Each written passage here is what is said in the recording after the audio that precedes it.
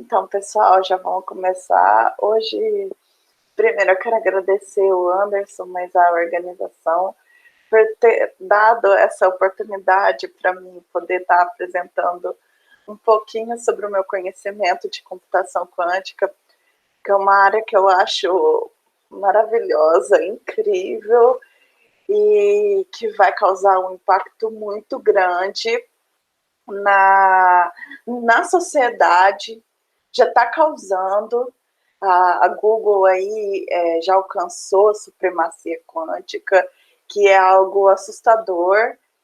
Então, é muito importante a gente que é desenvolvedor, que trabalha com tecnologia, entender, mesmo que seja de forma superficial, o que é a computação quântica e como a computação quântica ela vai impactar no nosso trabalho.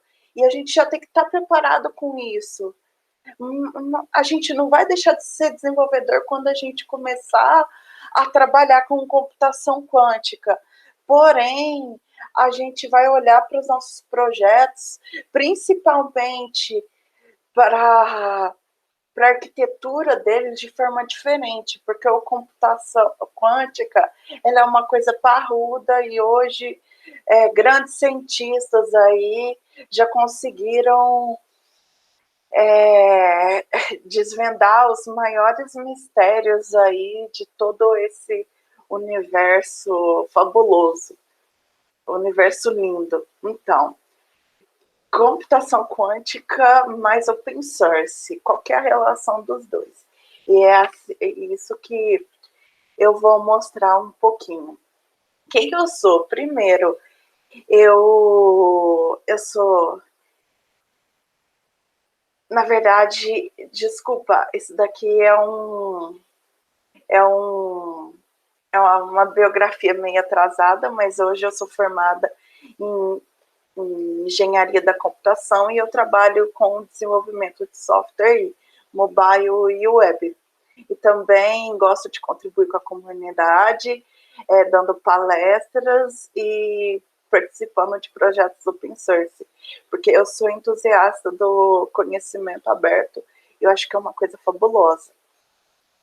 Esse daqui são meus contatos, se alguém quiser ter acesso a eles, quiser me chamar, quiser trocar uma ideia, eu estou à disposição também. Então, vamos lá. Vamos começar. Quem idealizou todo esse universo de que a gente poderia usar a mecânica quântica para fazer simulações computacionais? Foi quem? Foi o fabuloso Richard Feynman. E tudo isso começou numa palestra que ele deu há muito espaço no fundo, em 1959, tanto que essa palestra está disponível aqui no YouTube para quem quiser assistir. E o que ele fala nessa palestra? Que à medida que a gente vai trabalhando com partículas menores, a gente vai entrando no universo que possui um comportamento totalmente diferente. E isso é algo fabuloso. Porém, isso só foi uma palestra. Mais tarde, ele publicou um artigo falando um pouco como seria essa simulação relacionada à mecânica quântica. E aí surgiu a base da computação quântica, que foi há mais aí de 40 anos atrás, aproximadamente 40 anos atrás. Então, logo após, veio o David Deutsch, que propôs a ideia de computador quântico universal. Mas o que é esse computador quântico universal? Seria mais ou menos a máquina de Turing quântica, para quem quiser entender um pouquinho mais como que funciona todo esse universo de processamento e de dados, processamento, armazenamento de dados na parte quântica da coisa. Também o outro cara aí, que ele é o cara fera mesmo, que tornou a computação quântica interessante para toda a comunidade científica, foi o Peter Shor. E no Peter Shor, através do artigo que ele publicou, Algorithms for Quantum Computing, Discrete Log and Factory, ele publicou esse artigo mostrando como resolver o problema da fatoração com computadores quânticos. E a partir disso, a comunidade científica já começou a se mobilizar para tornar a teoria do computador quântico realidade. E logo após eu vou falar como essa teoria é fabulosa no universo da computação quântica. E logo após, em 96, veio o Lovica Grover falando um pouco aí do algoritmo de busca ou o algoritmo de Grover, que ele é representado através desse circuito.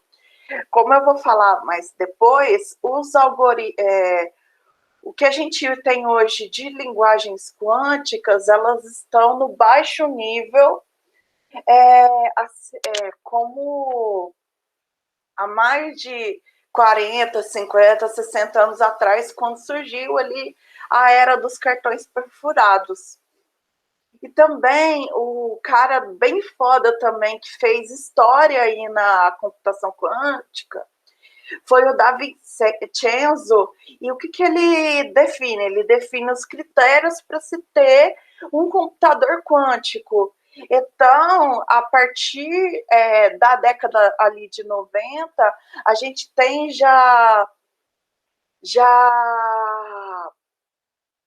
a gente já tem uma comunidade gigantesca de pessoas já correndo para ter o computador quântico palpável para o início aí dos anos 2000 e 2010. Então, a partir da década de 90, 2000, 2010 e por aí em diante, grandes empresas já começaram a se mobilizar para tornar a computação realidade. E tanto que elas estão na corrida quântica a fim de alcançar enormes avanços nessa área. E quem são essas empresas que são as que já têm um computador quântico e já estão na corrida aí da computação quântica? A IBM, a Huawei, a Accenture, a D-Wave, que é uma startup canadense que já fez grandes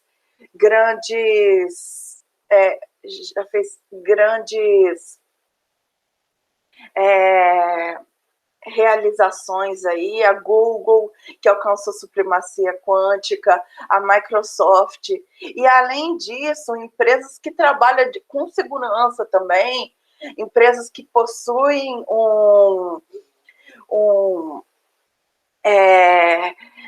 a segurança como pré-requisito para o funcionamento dos seus serviços, também estão correndo aí para tentar desvendar os mistérios aí dessa nova era que é a computação quântica.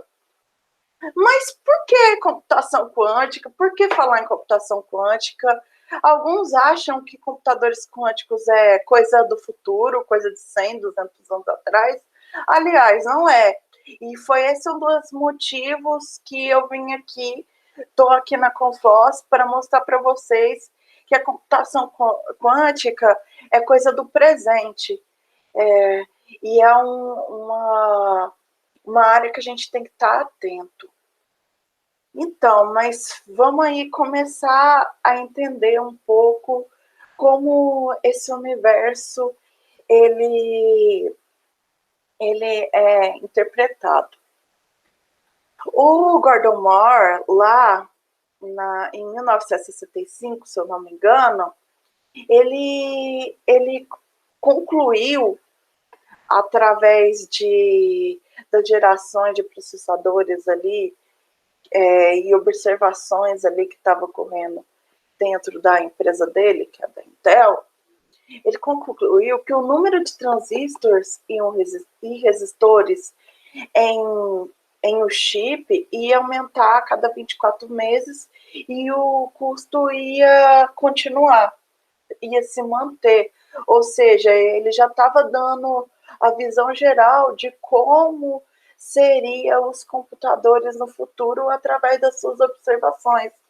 E não, e ele realmente estava certo, porque hoje a gente tem um computador super poderoso e nas nossas mãos, daqui a um dia, nas nossas lâmpadas, na nossa porta, na nossa cama, na nossa vassoura também, em muitos lugares. Mas só que a lei dele, ela está chegando a um limiar. E por que está chegando nesse limiar?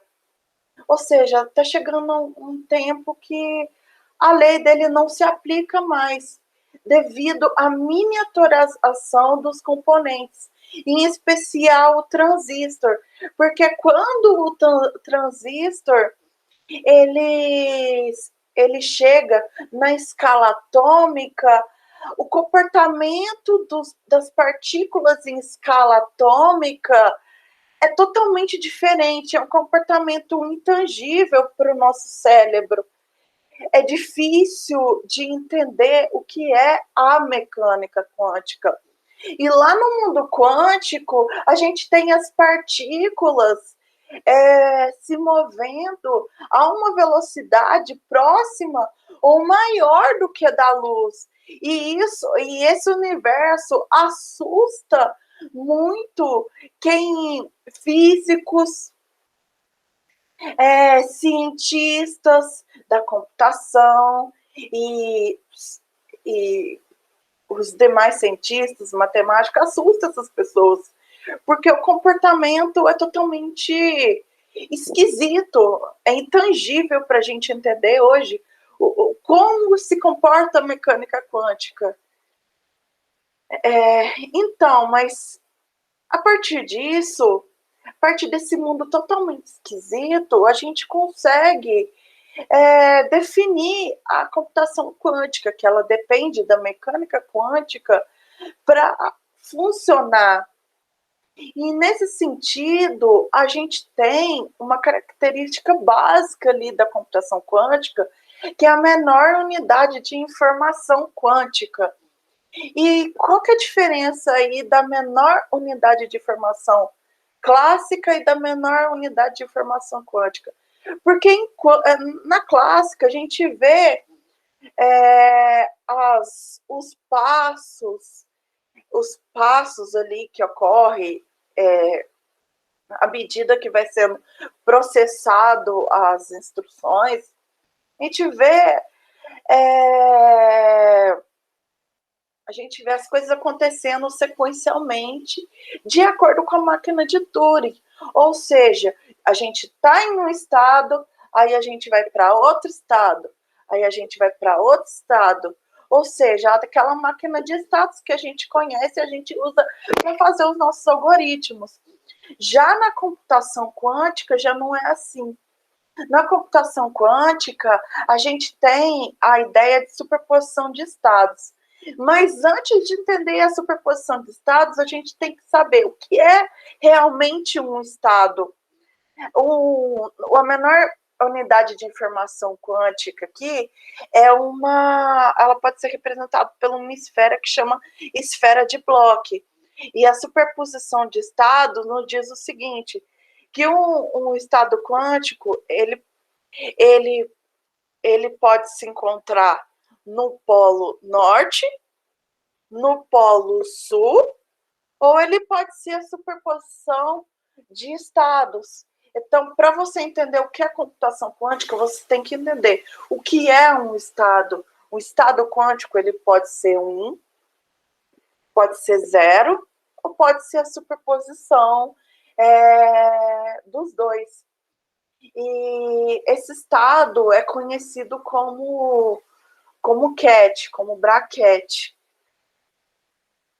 Então, mas uma metáfora que é usado muito na computação quântica e na mecânica quântica para explicar a ideia de estados é a metáfora do gato de Schrödinger. E o que significa esse gato?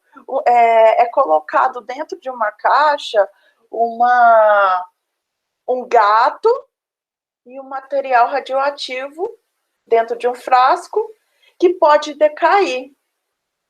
Uma vez que a gente fecha a caixa, esse material que pode decair, ele pode decair a ponto de atingir o gato, o material radioativo chegar ali no gato e o gato morrer, ou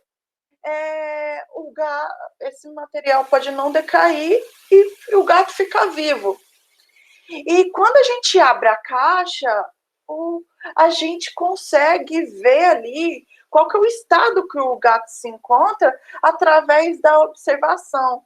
Ou seja, essa é a grande metáfora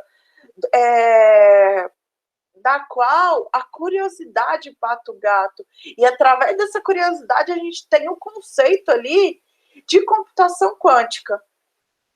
Então, mas vamos entender só um pouquinho, de forma bem rasa, a diferença ali da computação clássica e da computação quântica. Na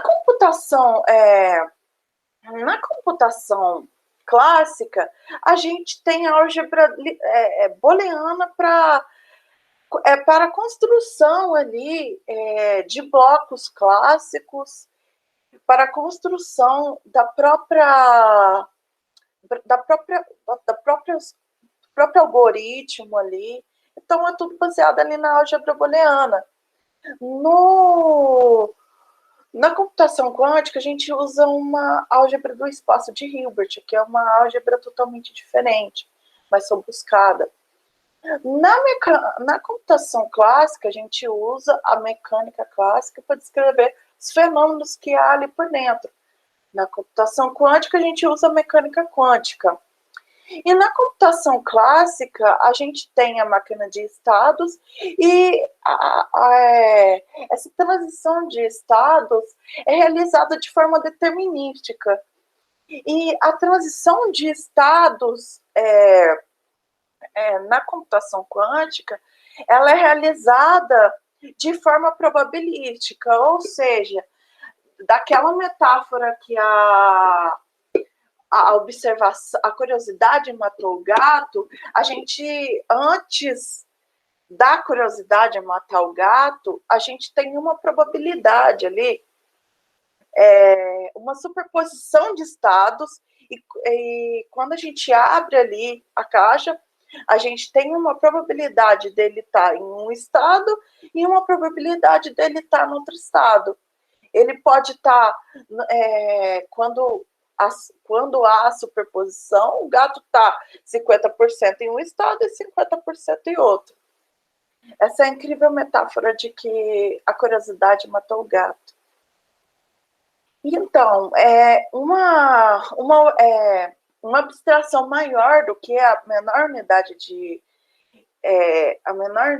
de informação da computação clássica, a gente tem uma simples moeda que pode ser ora cara e ora coroa, e a gente tem a ideia ali do verdadeiro ou falso, você está mentindo, você está certo, e aí vai. Ou seja, a gente tem um estado, ou 0, ou 1, nunca ambos. Já na computação quântica, as coisas já são diferentes. A gente tem ali a sobreposição de estados, que é conhecida também como CAT.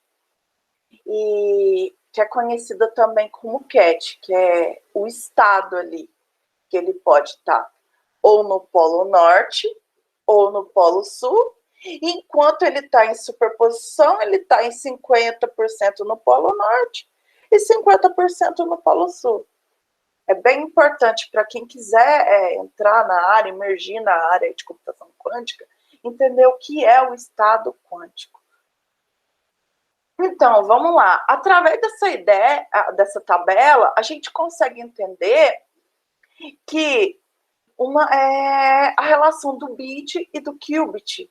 Por exemplo, com 2 qubits, a gente tem 4 bits, ou seja, 2 elevado a duas potências.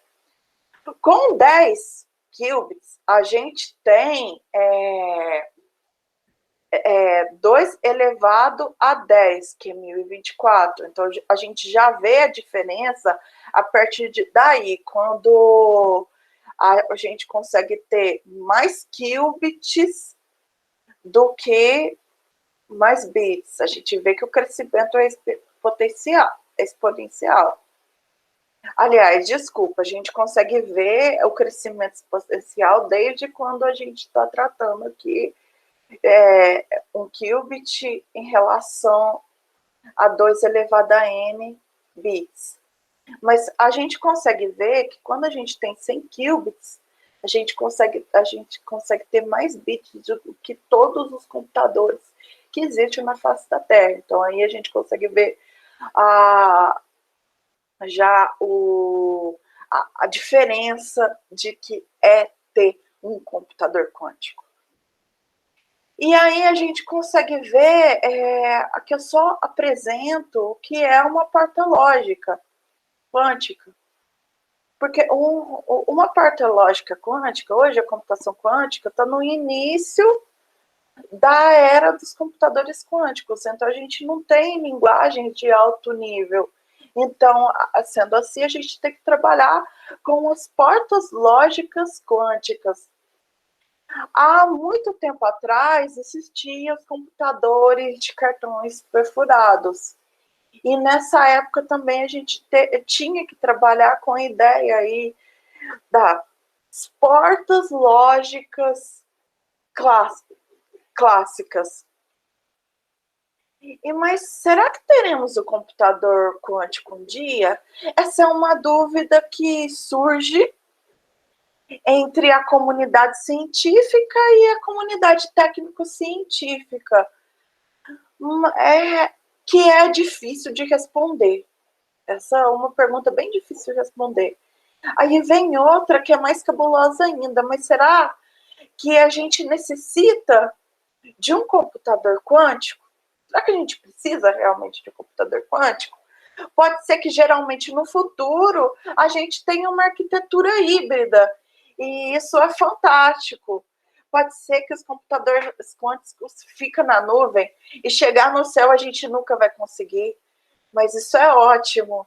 Aí a gente vai conseguir ver realmente a computação ubíqua, ela tornando presente e ágil, rápida, no nosso cotidiano. E aí, que ferramenta de simulações que a gente tem que é realmente open source? Hoje, apesar que algum tempo atrás o open source era crime na parte empresarial, há pouco tempo, há 10, 15, 20 anos, open source, a comunidade ela começou a entender que o open source traz muito mais benefícios do que malefícios. E o que a gente tem hoje como que fala? O que a gente tem hoje de ferramentas open source? Porque até as grandes empresas elas já estão entendendo que ferramentas open source vai levar ao desenvolvimento ágil da área de computação quântica. A gente tem o Qiskit da IBM, a gente tem o Q-Sharp aí da Microsoft, a gente tem o OpenQ, o Silk, a gente tem o Bracket, a gente tem o Circle, e a gente tem outras também, eu esqueci o nome da linguagem da Google também, que é open source. Então, a comunidade ela já está se movimentando para trazer a computação quântica para a realidade nossa. Então, mas essa daqui é só um exemplo básico aí da ferramenta que a IBM disponibiliza para a gente estar simulando circuitos em computador quântico real. Daí é uma ferramenta da qual, o que ela possui de benefício? Ela possui o Circuit Composer, que é para construção de circuitos, o Qiskit Notebook, que é a ideia do notebook que existe ali no Jupyter para construção de circuitos disponível na linguagem Python, biblioteca, e uma documentação poderosa e riquíssima. Esse daqui é só um exemplo aqui de um circuito. A gente vê que nesse circuito a gente tem duas portas lógicas. E isso daqui, o que significa? Isso daqui é a parte em que a curiosidade mata o gado, ou seja, a hora que a gente vai medir o resultado desses circuitos. Isso daqui é uma resposta aí dessa medição de estados. Também a gente tem um caso especial aí da computação quântica, como eu citei lá na frente, lá atrás, na verdade, que é o caso do algoritmo de Shor, porque o algoritmo de Shor é de extrema importância para a comunidade científica, técnica e empresarial. Por quê? Porque o algoritmo de Shor, ele resolve um problema que é intratável na computação clássica, que é o problema da fatoração. E esse problema da fatoração, ele é a base dos algoritmos criptográficos. Resolver o problema da fatoração de números primos para entradas muito grandes, às vezes pode demorar milhões de anos quando a gente faz isso em computador clássico. Mas em computador quântico, a história já muda, porque a gente consegue fazer em minutos, segundos ou até meses. Isso significa que a gente tem aí como que fala? Isso significa que a gente tem uma preocupação a mais para a gente, que é os desenvolvedores. Porque aí a gente tem que pensar o requisito principal para desenvolver os nossos sistemas, a segurança do nosso sistema. Ou seja, a partir daí a gente fica vulnerável a um ataque de computador quântico, porque os computadores quânticos eles conseguem quebrar os algoritmos, a criptografia RSA, de chave pública a chave privada, na qual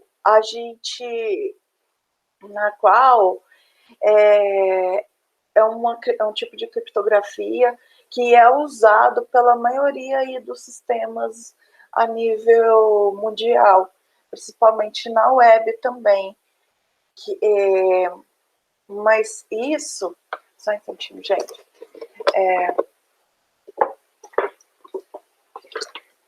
Esse caso especial já faz grandes empresas como bancos, como empresas que trabalham com segurança da informação, já pensar em como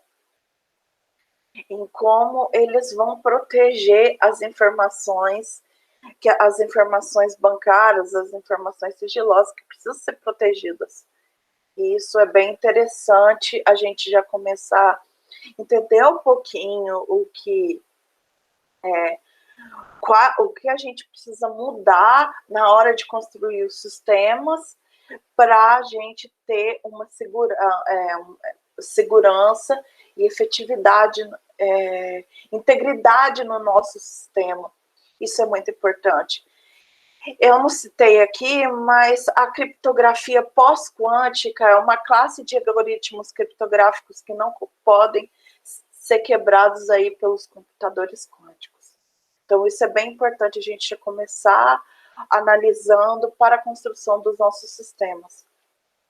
Então, mas qual que é o maior problema da gente ter um computador quântico acessível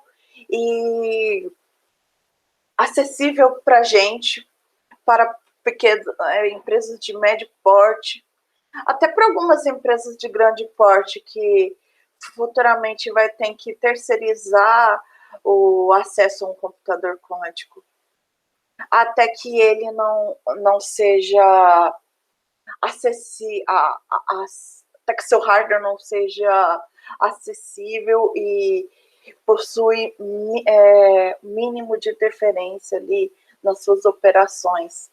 Até que a gente consiga o algoritmo de correção de erro eficiente também. O maior problema, a gente tem o isolamento perfeito. Por que o isolamento perfeito? Porque para as operações ali no hardware quântico executarem de forma íntegra, a gente tem que o hardware ele tem que estar sobre uma temperatura próxima ao zero absoluto para poder executar essas operações. Então, mas vamos... porque eu trouxe Google aqui? Até um pouco, parece ironia, na verdade. É um evento de open source, mas eu só trouxe outro caso especial, que é a Google, para falar do que é a supremacia quântica e por que entender o que é a supremacia quântica, para a gente pensar, analisar que a segurança dos nossos sistemas, elas têm que existir, segurança dos nossos sistemas para como que fala? Para gente evitar ataques hackers de computador quântico. Então, o que é a supremacia quântica? A Google, ela fez um experimento, através de um modelo, uma função matemática, para o maior computador, o supercomputador do mundo resolver e o computador quântico dela resolver. E através disso, dessa função matemática que é difícil de ser resolvido pelos computadores clássicos, a Google concluiu, o resultado foi que através de um computador clássico, essa função ia ser resolvido em 10 mil anos para resolver uma função com uma entrada totalmente grande, enquanto o Simoncor da Google, ele usou 3 minutos e 20 segundos ali. Então, foi um experimento importante aí para a evolução aí dos computadores quânticos. Mas agora eu vou trazer, antes de terminar aqui, eu vou trazer um pouquinho do que é o COSF. Na verdade, vários projetos de engenharia de software quântico, foram abertos, são open source, e esses projetos, eles são ligados aí a uma comunidade, Quantum Open Source Foundation. E se vocês quiserem estar a par aí dessa comunidade, segue aí o site dela, sem querer eu esqueci. Então vamos lá. Mas eu vou trazer um pouquinho do que é o COSF. Na verdade, o COSF é para unir as empresas para a evolução aí não só do hardware como do software quântico. E o foco principal do COSF será no software destinado ao uso com tecnologias quânticas atuais e de curto prazo, que são as tecnologias quânticas de escalas intermediárias ruidosas. Eu trouxe também aqui um manifesto do COSF, que possui 6 cláusulas aí, na qual eles falam aí qual que é o objetivo deles, como que eles querem atuar na área de computação quântica e como é que eles querem integrar aí a comunidade, porque o computador quântico não é uma coisa para ser só construído por uma empresa, porque é um sistema realmente muito complexo e precisa de uma comunidade científica e uma comunidade técnica e científica e a comunidade construída ali pelas grandes empresas que impulsionam o desenvolvimento do computador quântico. Olha, primeiro, eles querem promover a integração das comunidades de hardware e software. Segundo, fornecer o financiamento para a construção de não só conhecimento, como softwares e hardwares quânticos. Estimular a divulgação de conhecimento aberto em engenharia de software quântico e computação quântica e hardware. Através de fóruns, reunir comunidades para construir problemas e soluções, organizar eventos como fóruns, conferências, meetups, bootcamp, entre outros, para deixar as pessoas a par do que é a computação quântica e transmitir conhecimento em engenharia de software quântico.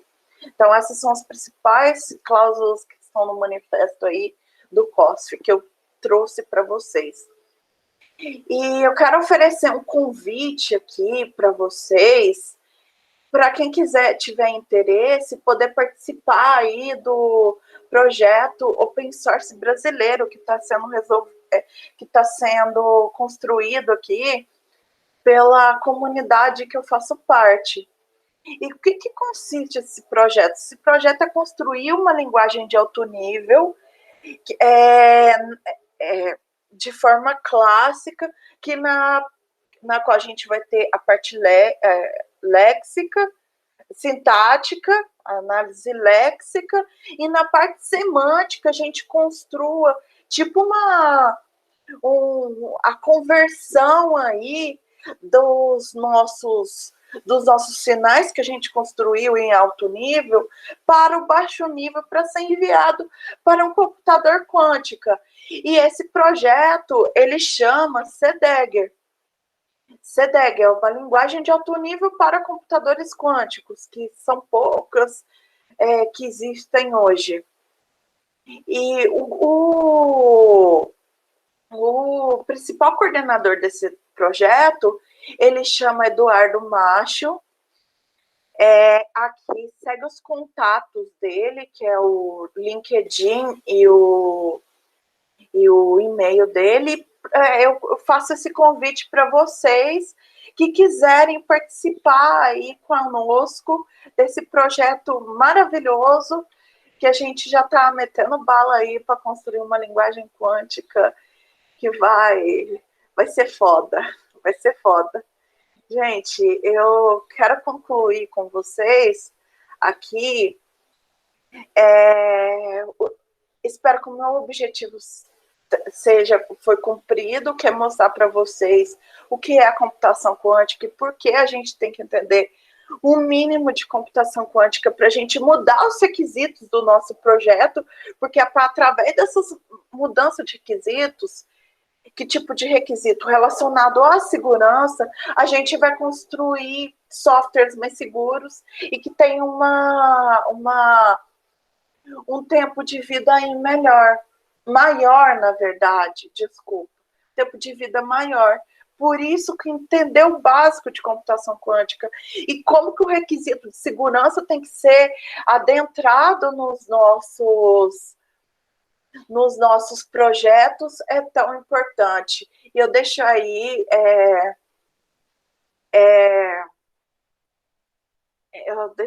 o meu recadinho para vocês e eu quero agradecer aí. Muito obrigado. aqui são as referências do meu trabalho, que logo após vai estar no GitHub, que é Dani NT14, NT de Nazaré Tavares 14, porque é o meu número da sorte. E muito obrigado para vocês.